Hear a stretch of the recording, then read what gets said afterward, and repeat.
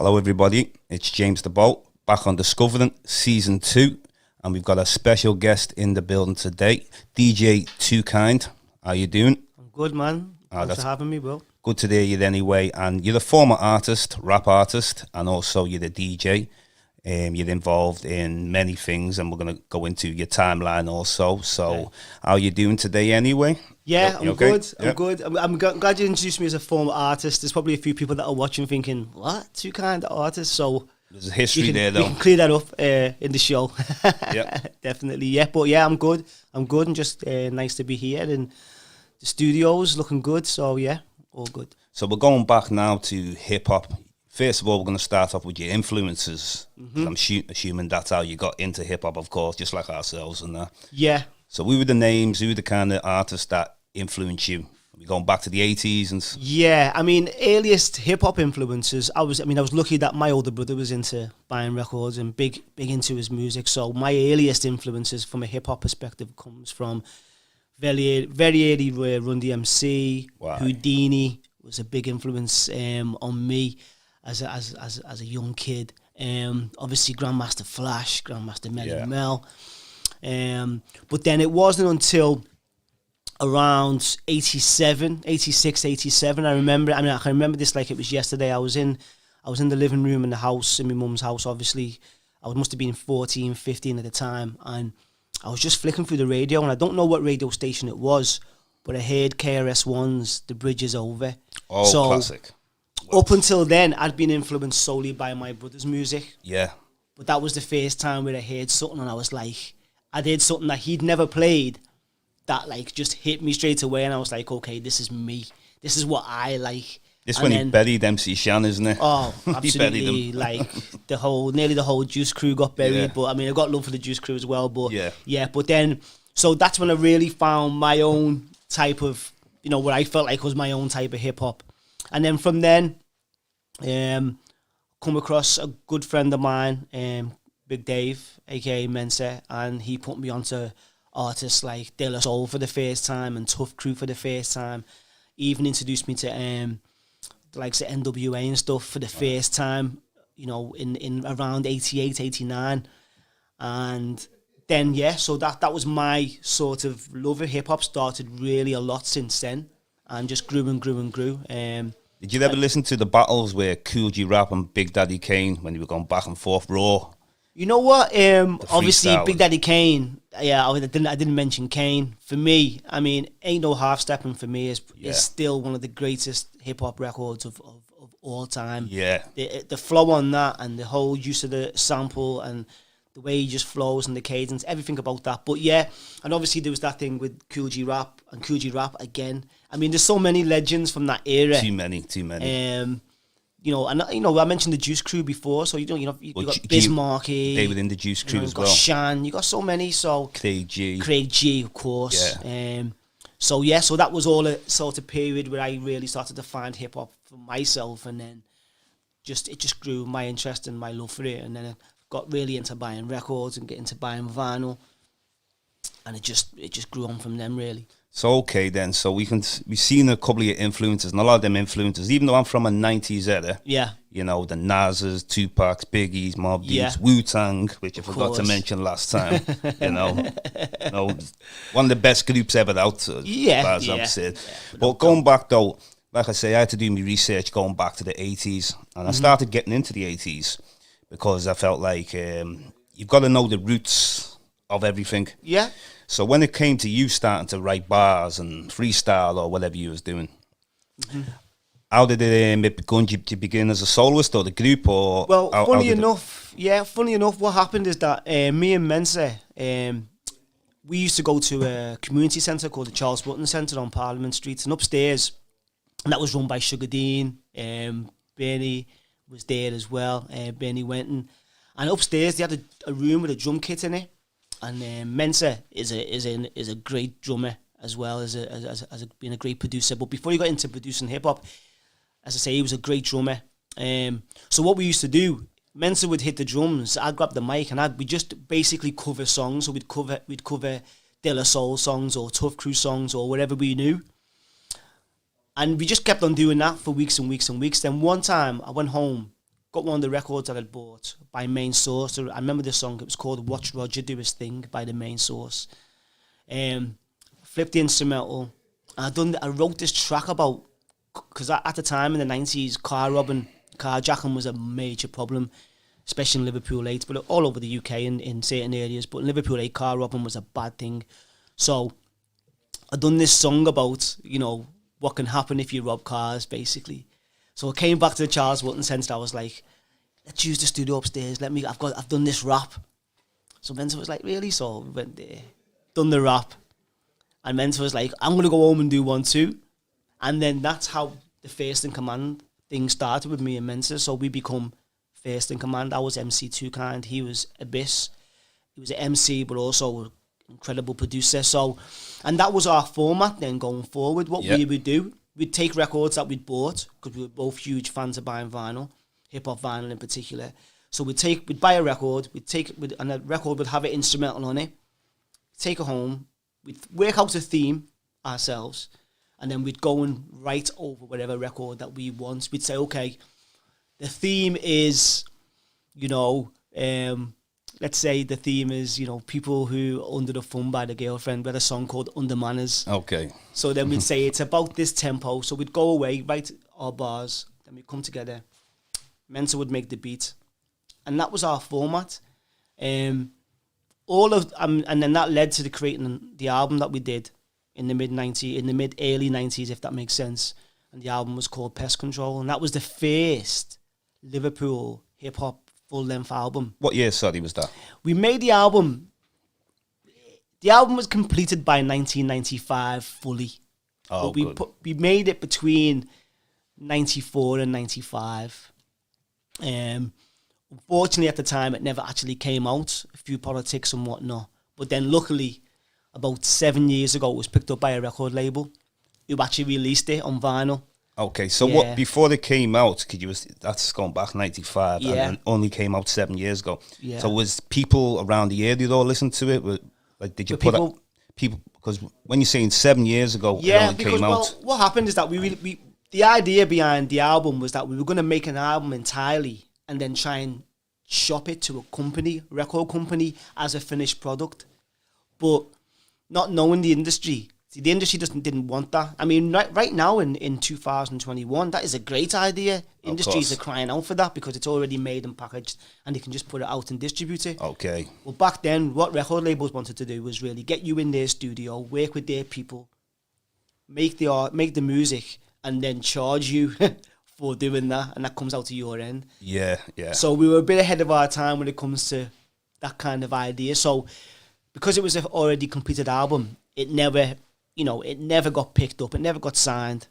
Although it was a great album, and I'm not just saying that. Yeah. You know what I mean? Yeah. But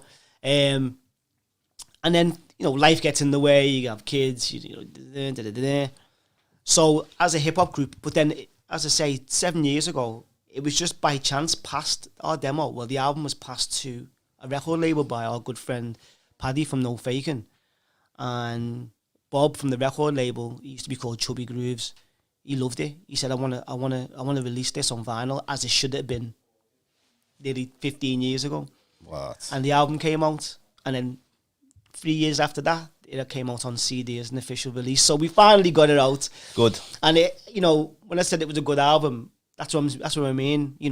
All these years later, people still invested money to put that out on vinyl, on CD, and the nice little bonus of that is that they sold out of the vinyl.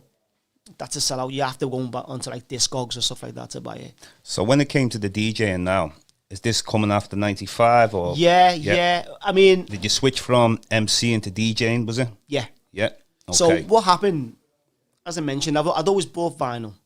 But even though most of the vinyl I would buy was hip-hop vinyl, I always loved, because of the influence from our kid, I'd always loved like soul and R&B. So it wouldn't be unusual. So say we're talking around 93, a lot of my friends might go to town or go to Manchester or go to wherever and buy just £50 worth of hip-hop or £100 worth of hip-hop. For me, it wouldn't be unusual for me to come back with a Main Source record, a Janet Jackson record, and a Shabba Ranks record. That was just me. That was my musical taste. So after we sort of stopped MCing, the transition into be a DJ wasn't too unusual or difficult for me because I already had that kind of spread when it came to tastes. Yeah. So if I'm taking a bunch of vinyl to a club, and there's the club's 75% ladies, I've got those records I can flip for the girls. Okay, yeah. Or I can drop a little bit of bashment, or I can drop a little bit of soul, or I can flip it with the hip hop, Naughty by Nature, whatever, for the hip hop heads. Oh yeah, Naughty by Nature. So, classics. Do you know what I mean? So, I mean, it's funny because I seen a video that popped up from an event in the park years ago, and we're all there DJing, and we're playing like Black Sheep, Flavor of the Month, like to the crowd, like it was, you know what I mean? Like, don't get me wrong, it's it's one of my all-time favorites, but to think that back then we were playing that to a wider crowd. Whereas now it seemed almost as like a specialised independent hip-hop record now. Who would you say is your top 5? What's your top 5 albums of all time? It might be difficult. You might have to have a little think. But you know what? I won't have a think because I know that I will walk out of here and think I should have mentioned that. Yeah. Same as if you asked me top 5 MCs, but top 5 albums. It's a bit different. Okay. That's why I asked that, you see. It's a good one. I will go like this. I will go Pete Rock and CL Smooth, Mecca and the Soul Brother, 1. Okay. I will go By Any Means Necessary, Boogie Down Productions, 2. Wow. I will go, I've got to, obviously Illmatic goes in there. And this is not order of preference. Classic. Most Def, Black on Both Sides, in at 4. And who takes number 5? I'm going to have to say it is De La Soul, Stakes As High is number 5. Wow. Now, yeah, if I was to pick who comes outside of that, I could pick another 5. Yeah, yeah. You know what I mean? But that's the 5 I'll go to right now. Yeah, they're the 5. Well, definitely he's my number 1 Nas, even from any era. I felt that he was able to blend with the old era plus the new era as well. But Wu-Tang Forever album, even though we got the 36 Chambers, which is a classic, but that Wu-Tang Forever album, the double disc. Yeah. I mean, that was just so powerful because I felt like it's the consciousness. Because with Wu-Tang, I got a few influences off them of they would always talk about the Asiatic black man. Yeah. They were quite deep with stuff and like that, and because I've always been deep from young anyway. Yeah. That's why we always talk about the importance of African history all the time and that, because I'm very influenced by the conscious MCs. You see, Nas talks a lot about Africa. Yeah. Or you've got you had other, not too many of them, because obviously there's not too much African influences right there anyway when it comes to the beats, the drums, and a lot of African influence. Yeah. Because I didn't actually mention to you also, but I think I had a little talk with you the other day. You can always see the importance of African history, from a positive perspective. Yeah. Like, I'm not going off the topic of the music, we're going to come back to that now. Of course, you should be taught into the schools, and, when you were growing up in your era, how did you see it as African history? Well, you know what, for me, growing up, I mean, from a school-wise, it was pretty much zero. I grew, I was schooled, from the 70s into the 80s, so as far as African history in schools, pretty much zero. That's where hip-hop came to the rescue, really, as far as I'm concerned, because from listening to hip-hop from 88, 89, when you are listening to, on the regular, groups from Public Enemy to Poor Righteous Teachers to KRS-One, I mean, the Edutainment album, for me, it's one of the greatest albums as far as an intellectual, educational album goes. So, from Brand Nubian, and there's so many at the time. X-Clan, do you know what I mean? X-Clan. So during the late 80s, early 90s, we were just so lucky that pretty much every other record that came out had a level of consciousness to it. Yeah, I love conscious artists. And, and that whole thing about learning about Malcolm X, learning about Marcus Garvey, learning about Harriet Tubman, learning about, Egypt and the pyramids and all that kind of stuff, that was fed into us on a regular basis through the music that we loved. Well, Rakim, particularly, Rakim was one of the first to kick knowledge and kick science and kick mathematics. Oh, he was. Do you know what I mean? He was there because he was part of that. Yeah.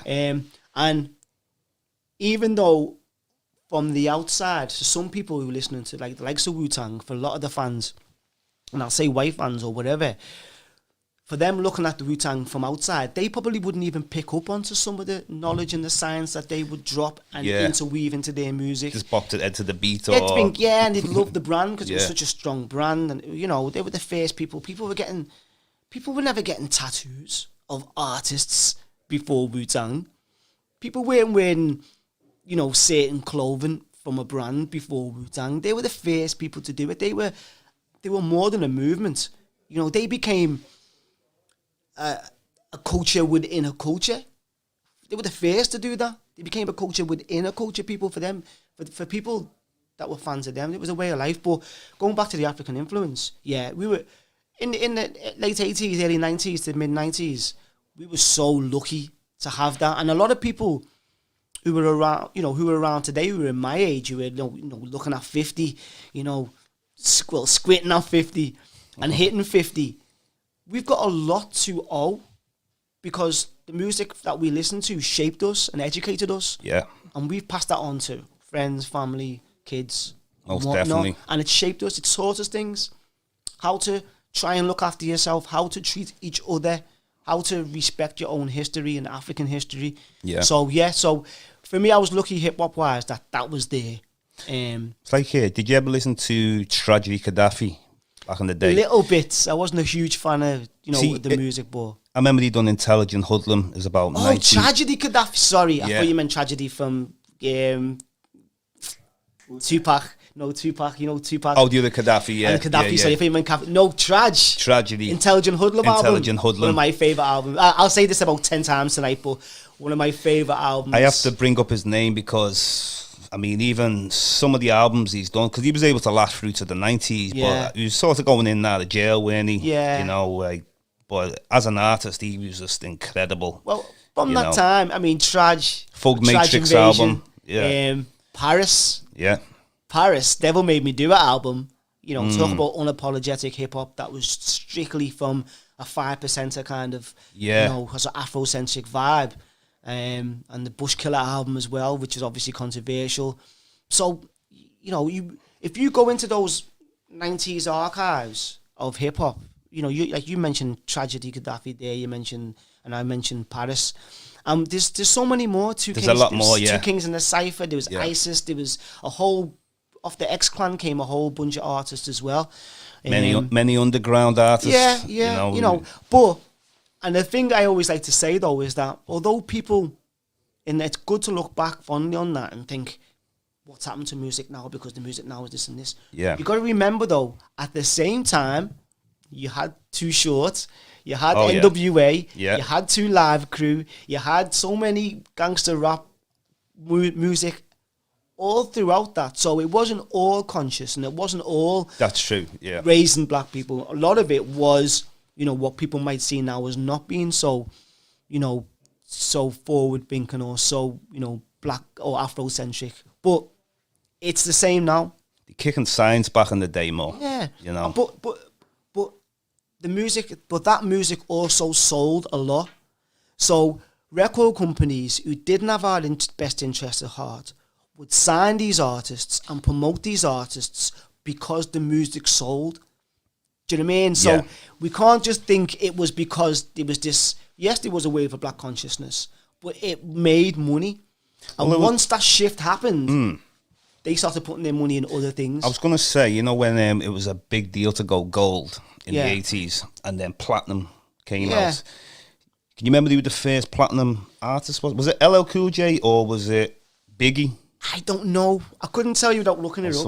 Who the first platinum artist was. I mean, Rapper's Delight when... the Rapper's Delight when triple platinum, as the lyric says. Okay. Do you know what I mean? So, as it says in Stetsasonic, talking all that jazz, Rapper's Delight is a single went triple platinum. So it was way before. But you'd ever listen to AZ when he done the Do or Die album? 1995. Do or Die album, Do or Die, yeah. He's a clap. Great album, again. Not amazing. I was listening to a couple of tracks off that only, I'm going to say thank God for Spotify, but it does throw up some classics from time to time. And I was listening to to a great track. Who I won't say the name of the track because it's a little bit disrespectful to women, but there's a big tune on there. Okay. So AZ, you know, I say that underrated. There's no doubt that was a golden era of hip hop. You know, and I'm not one of those people that looks back with rose tinted glasses and says, "Oh, that's all good," and now what's happening is all bad. It's just that then people could create something new. So when you hear the Nas or the X-Clan or the even right up until Mos Def or, you know, Talib Kweli, up until that point, you could create something new. Yeah. Outkast, you know, yeah. a lot of Southern artists, it was new. Whereas now I think we're at a stage in hip-hop is that it's very difficult to create something that's purely unique. And nearly down south, Scarface, Ghetto Boys. I didn't mention Ghetto Boys. Oh, Ghetto before. Boys. I mean, it's like kind of like where he was from New York, but he's not from New York. No, they're from Houston. Yeah. So, you know, he was respected so much back then. Yeah, and back then, you know, only a handful of artists. You know, if you weren't from New York or LA at one point. Yeah. Then, you know, you maybe Philly. You know, okay, if you're from Philly or Chicago, you get a look in. But right now, I mean, when MCs and rappers and hip hop artists come out, you don't generally know exactly where they're from because that's true. It could be from anywhere. They could be from, you know, North Carolina, South Carolina. They could be from there, whatever. Do you know what I mean? But back then, you had to be from one place or the other at one point. But then it started popping up everywhere because everywhere had their own. Because in America, you could be huge in your own state and live comfortably off that. Oh yeah. If you've got that support and following, and that's soon. Because I was watching something about Outkast recently, and it was like they got booed at that Source Awards where there was the whole feud, the East Coast, West Coast. They won Best Album or something, or Best Newcomers or whatever they won. Got up on stage and got booed because they were from down south. And that was before, you know, and now look at Outkast, the scene as, you know, Andre 3000 is seen. He's in many people's top 5. I mean, I do like, I'm more gravitate towards the New Yorkers, you know, especially Queensbridge. Yeah. Queensbridge. But I mean, some of the West Coast music I liked than that, you know. Ice Cube, most definitely. Yeah. You know, I mean, but me, when I think of West Coast, I don't automatically think of gangbang and lowride music. I think of Hieroglyphics, Souls and Mischief. I think of the Alcoholics. I think of Madlib. I think of you know, Farside. Yeah, not all the gangbanging. Do you know what I mean? Farside, LA, Hieroglyphics, Souls and Mischief, Casual, A+. These are all LA artists. Yeah. King T, all LA artists. So, you know, for me, it's funny because when you mention West Coast LA, you automatically think Snoop. I was just going to Dre, say, NWA, Ice Cube. Although Ice Cube, for me, is probably in my top 5. Most definitely Ice Cube. Because them first 3 albums were just, you know, almost untouchable now. Yeah, well, you can see, look at Ice Cube. Ice Cube, one of them where he could just come still to this day and drop a heavy track. He's just a natural. I mean, not comparing to back in the day. After West Side Connection, my interest sort of dipped. I've got to say, that was heavy. That West Side Connection. But I'm saying, but my interest, because then it became more, you know, more the music that I don't really gravitate towards, and you know, kind of crossing over. Yeah, I mean, there's some artists that still make. I mean, you know, artists in my top 5. I won't necessarily say every album they've made has been a classic. I haven't listened to the last maybe 4 or 5 KRS albums, but for me, KRS is one of my favorite artists of all time. So, but like with anything, sometimes their music doesn't, the music that they made back then might age well. The classics might age well, but them making music mightn't have the same effect. So, but don't get me wrong, I've got friends who, no matter what Chuck D or Public Enemy brings out, they will be on it. Yeah. But that's not, you know. Did you ever listen to the rapper Cannabis? Cannabis was he was a deadly lyricist. Yeah, Hundreds of bars he was kicking and that. And he made it LL with Second Round Knockout. I totally agree. And most people will try and say LL because he was the bigger artist. But let's be honest, lyrically, he took him out. The Second Round Knockout, you don't come back. But he had so much support, LL, where everyone would just say LL. But, and you know, Cannabis again. He's like a scientist himself. Yeah, He is intelligent, very, Yeah. And a lot of artists, because sometimes you can like the beats. Like I like the CNN first album, Noriega Capone. Yeah. Even though it's a bit of aggressive album and that, but it was just the raw lyrics. It was the rawness. I mean, Shaji Gaddafi actually influenced that album. He was Did he? He was a part of that. Yeah. He put Mobb Deep for me was again. I mean, a lot of people I can get. I like Mobb Deep. Yeah. But I do love Mobb Deep as far as like there's a few tracks, but I was never a huge. But again, it's music, isn't it? Everyone's got their own tastes. Do I listen to Mobb Deep albums front to back? No, I don't. But I listen to the infamous and Hell on Earth, Made the Music. But that's not saying. I mean, that's just my. Yeah. You can't. The same time that you can't. You can't like everything. You can't. Certain things do it. Certain things for me. Certain things. I might listen to them as an individual track and say, well, that's what I like and that's what I don't like. So when we get in now, I mean, we've gone through the 80s, we've gone through the 90s. Do you see? When we get into like the 2000 era, obviously I forgot to mention Jadakiss, Styles P, the Locks, So, who would you say is there any new artist? I don't really listen to the new artists. Is there any new artist that you like? There's loads. I mean, unfortunately, because even though Spotify is a wonderful thing, and because of the age I'm trying to keep myself active. So a lot of the music I listen to. Sometimes I mightn't pick up on the names, but yeah. For as far as brand new artists goes, I mean, let's just take a little step back. There's artists that bridge that gap. Like for me, love him or hate him, the Marmite of hip hop music is Kanye West. Kanye West sits comfortably in my top 5 MCs of all time, top 5 artists of all time. Because I don't really rate him. Yeah, because for me, again, it's taste and it's down to what you like, but. As far as a producer, I see him as being a genius. But lyrically as well, he bridged that gap. And he says it. He was the person who would put Freeway on a track with Talib Kweli. He says that, and he done it. He's the person that would make references to Third Base, make references to all these artists. The first guy with the Benz and a backpack. He was the guy who bridged the sort of backpack, underground, jazzy hip-hop kind of vibe to the new kind of flashy drill type of trap, kind of stuff. So, and obviously we've gone through the whole thing without even mentioning Jay-Z. Jay-Z again, he's an artist that has been around since, since the mid-90s up to right now. And I listen to I like Jay-Z's first album, The Reasonable Doubt. Yeah. Whereas for me, it took me, I used to listen to Jay-Z albums because I'm a DJ. Yeah. I used to listen to Jay-Z albums to see what I could play in the club.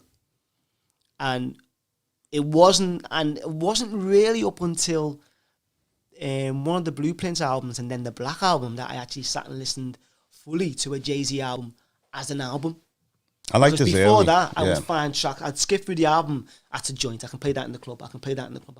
And the same for a lot of artists at the time. DMX. Can I play this? Can I play that? Can I play this? Yeah. But as far as now, if you're talking about 2021, there's loads. There's an artist called John Wayne who people need to check out. I've only just come across an artist who goes by the name of Ransom, who is absolutely insane. There is artists like, Tanya Morgan came out a few years ago, but they're great. Little Brother, I just got back to do an album. So Fonte and Big Pooh got together and make an album recently. There's just so many artists out there now that keep on coming up. But now you got to go and find it. It's like back in the day, you have to go and find it. So, if you just go back into the 90s, for example, when we were coming from the 80s, them names you mentioned about Big Daddy Kane, Rock, when we were going into all them names, see when Biggie came out with Ready to Die, and it seems that, lyrics has always been there with artists, but it seemed the sales just went sky high.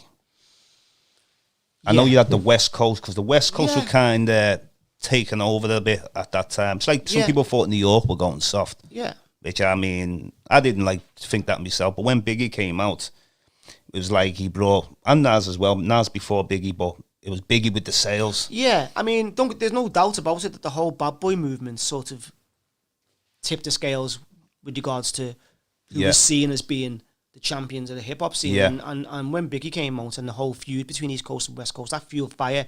And obviously the Wu-Tang thing that came around the same time as well, just really, and Nas just stamped back, just New York basically reclaimed it. Yeah. As far as sales goes, you got to remember that this was a time that the popularity and the success of hip hop music was just moving up and up and up. The mid-90s, late 90s was the first time.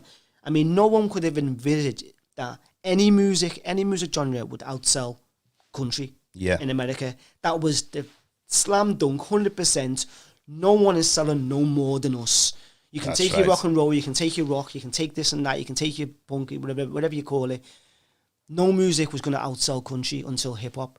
And hip-hop was the first to outsell country and western and country music in the States. Shows you how powerful it is. Because it was the voice of the youth. The voice of the youth, and it transcended colour, really, even though, and then obviously you got to remember, again, we haven't mentioned Eminem and all this. I don't rate him. I don't rate him. You know what? Whether you rate him, he's never in my top 5. Yeah. But I don't even think he's me top 100. No, but as a lyricist, and as his influence, and that Marshall Mathers album and the singles that came off of that, and the likes of Stan and stuff like that.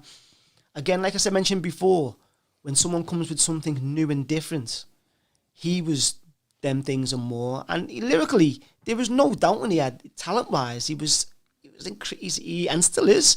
I came across a track. I'm not a big Eminem fan, but I came across a track only about a few weeks ago, and I couldn't believe it. It was insane. His lyrical delivery, still 40 odd years old, is insane. And the reason why I mentioned him is because how he increased the popularity of hip hop music. Oh, of course. You know what I mean? Because then, not only were white kids watching hip hop music, thinking I love that and this represents me.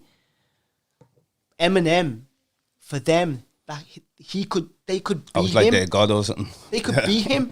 They were like, okay, now we can do it. Yeah. Now we know. So, and he is in a lot of people's top 5, and so is Andre 3000. Again, not in mine, but that's what people's choice is. So, obviously, of course, it's the sale of it and the popularity of it became just insane during the late 90s, mid 2000s, and obviously the landscape's changed now with regard to how people listen to and watch music, but it's still the number one.